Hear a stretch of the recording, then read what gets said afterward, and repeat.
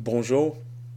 Dimanche prochain, c'est dimanche de Pentecôte et encore une fois, le lectionnaire, comme à tous les années, nous offre le texte des Actes des Apôtres, chapitre 2, le début du chapitre 2, le miracle quand l'Esprit Saint vient et habite les disciples et commence à proclamer le message de Jésus en plusieurs langues.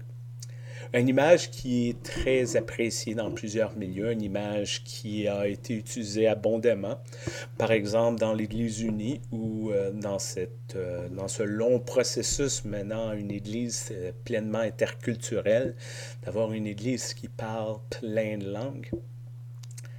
Qu'est-ce Qu'est-ce qu'on oublie parfois, c'est de cette histoire, c'est l'histoire des gens qui reçoivent ce message-là. Lorsqu'on me demande des fois, est-ce que vraiment les disciples ont parlé dans toutes ces langues et miraculeusement, des fois, je ne suis pas sûr quoi trop répondre parce que je sais que certainement, ils n'ont pas été chez Berlitz ou à une autre école de langue pour apprendre tout ça très rapidement. Mais peut-être le miracle là-dedans, dans cette histoire, c'est qu'à quelque part, les gens ont compris le message. Et c'est peut-être ça qui pourrait nous interpeller aujourd'hui parce que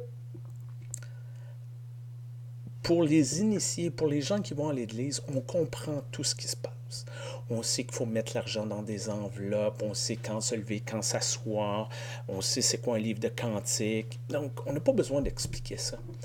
Mais lorsqu'on regarde les gens qui arrivent pour la première fois ou la deuxième fois dans nos églises, qui n'ont pas nécessairement été élevés dans ce contexte-là ou très vaguement, c'est tout pour dire c'est du chinois, mais c'est même pas du chinois, c'est un jargon complètement incompréhensible. Ils comprennent les mots, mais ils comprennent pas ce qui se passe, la culture et tout ça. Et c'est souvent ça notre problème. On prend pour acquis que les gens comprennent, on prend pour acquis que c'est normal, on prend pour acquis que ça n'a pas besoin d'être expliqué. Je viens de terminer la lecture de mon United Church Observer de ce mois-ci. Et il y avait un article intéressant sur cet auteur qui a écrit un livre comparant un peu le baseball et la recherche de Dieu. En tout cas, j'ai pas lu le livre, mais l'article semblait intéressant et ça m'a fait penser justement à ce jargon-là.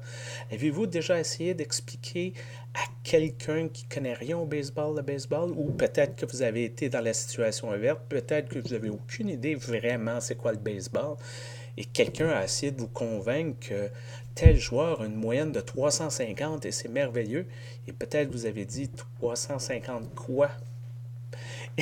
Et c'est ça, à quelque part, le miracle, peut-être, où le miracle réside dans cette histoire de Pentecôte. Les disciples qui ont été avec Jésus, qui ont vécu cette expérience-là très profonde, très significante, qui ont changé leur vie, à quelque part, cette journée-là, ont trouvé moyen de communiquer pour que les gens puissent pleinement comprendre leur message. Pas de jargon, pas de message pour initier, pas de raccourci.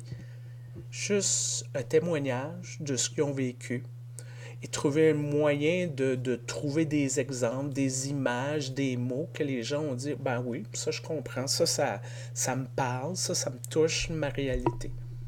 Et c'est peut-être ça le grand défi aujourd'hui de l'Église, de la chrétienté, de retrouver cet esprit-là. Oui, la théologie, c'est très bien, les études, c'est très bien, mais il y a un temps pour ça.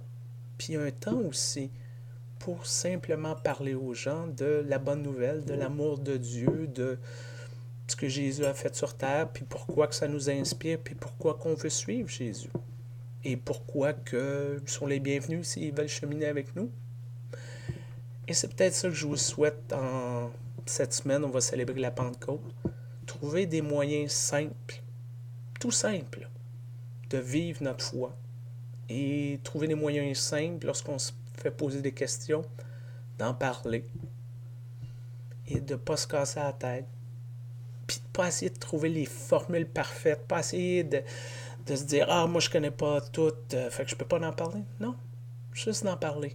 Juste d'en parler. Un peu comme les disciples qui devaient se dire, ah, moi, je suis pas un expert en religion, je peux pas parler aux gens.